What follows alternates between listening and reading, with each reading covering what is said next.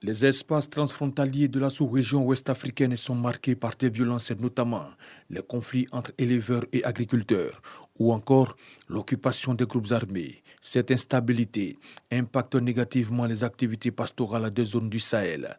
L'insécurité, le terrorisme sont venus se greffer à une activité traditionnelle qui est le pastoralisme, la transhumance, ce qui complique aujourd'hui le déplacement, le mouvement des animaux de Mali vers les pays côtiers, notamment la Côte d'Ivoire, le Ghana.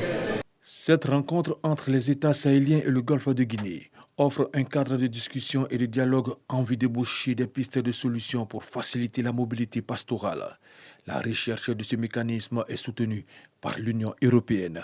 Les financements sont utilisés justement pour organiser des activités avec les représentants des pasteurs, avec les représentants des États, les représentants des organisations régionales, justement pour trouver des solutions partagées et communes qui permettent aussi de prévenir les conflits. À l'ouverture des 48 heures de réflexion sur la thématique, quel mécanisme de coopération entre États du Sahel et du Golfe de Guinée pour une sécurisation coordonnée des espaces transfrontaliers et une gestion concertée de la mobilité pastorale.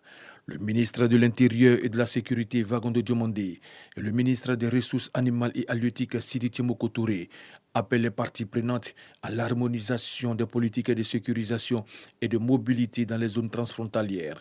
Le renforcement de la coordination régionale entre les instances politiques, sécuritaires et pastorales de tous les pays concernés est essentiel donc dans cette démarche. Seul un effort concerté et une coopération régionale efficace permettront de relever les défis complexes auxquels nous sommes confrontés dans ces espaces transfrontaliers. Nous devons travailler de concert pour élaborer des mécanismes efficaces qui favorisent la sécurisation des espaces transfrontaliers.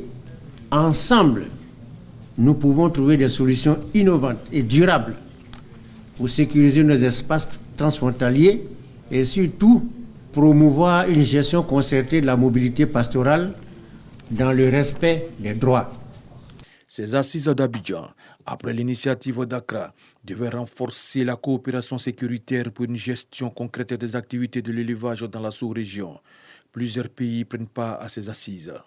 Il s'agit notamment du Burkina Faso, du Mali, du Bénin, du Togo, du Ghana et de la Côte d'Ivoire.